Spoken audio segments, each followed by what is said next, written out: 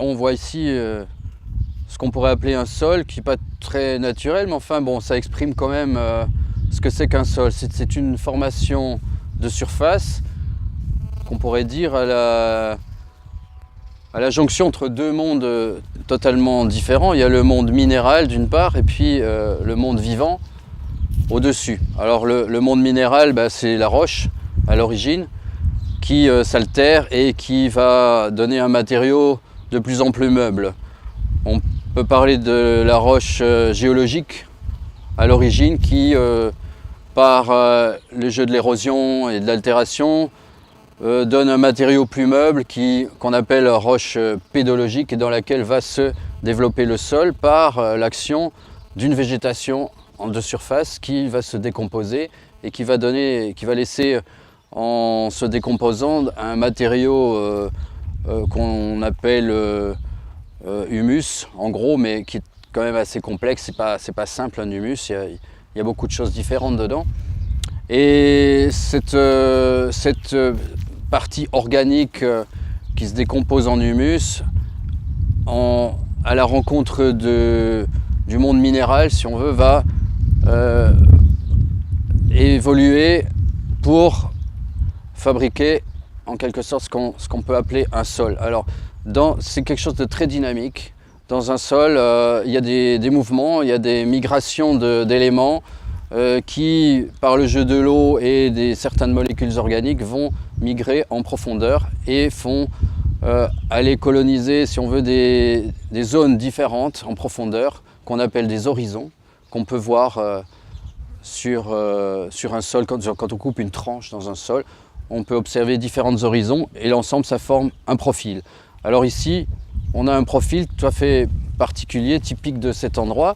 Et sur ce profil, on peut voir en surface des horizons plus organiques qui proviennent directement de la décomposition des matières végétales. Et en profondeur, tout en bas, alors c'est la partie strictement minérale qui était là avant la constitution du sol en lui-même. En surface, on a la végétation qui est des graminées. En dessous, on voit un horizon relativement sombre qui correspond à la partie organique, les horizons organiques de surface. Et en dessous, on voit un matériau relativement meuble dans lequel se développent les petites racines. Voilà.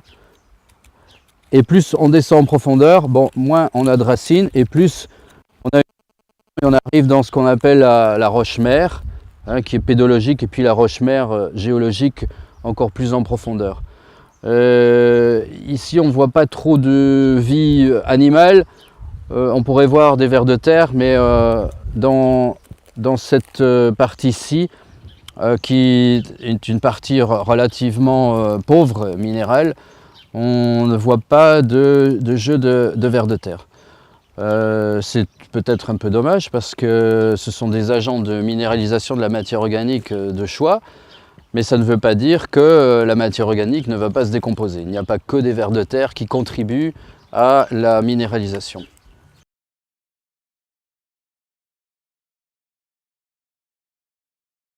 Une classification des sols qui était définie par différents organismes, que ce soit la FAO, que ce soit la classification des sols de France ou bien américaine, mais qui définissent toujours à peu près les mêmes sols, sous des appellations légèrement différentes, mais décrivent les mêmes phénomènes. La fertilité du sol est directement liée à la partie organique du sol. Mais il faut savoir aussi, il y a deux facteurs primordiaux, c'est à la fois l'eau qu'elle contient et l'air qu'elle contient. Les racines des plantes ont besoin d'oxygène pour en vivre, et c'est extrêmement important que le sol soit bien aéré. Deuxièmement, sans eau, toute vie est illusoire, ça c'est un fait, donc il faut également que le milieu contienne de l'eau. Si on a ces deux facteurs, on a la plus grosse chance de voir se développer une végétation abondante. Et dans cette végétation, il y a toute une faune, une flore, une microfaune, une flore qui va se développer et qui vont produire justement ces espèces d'argile, ces complexes argilo-humiques qui se forment à l'interaction entre le monde vivant et le monde minéral.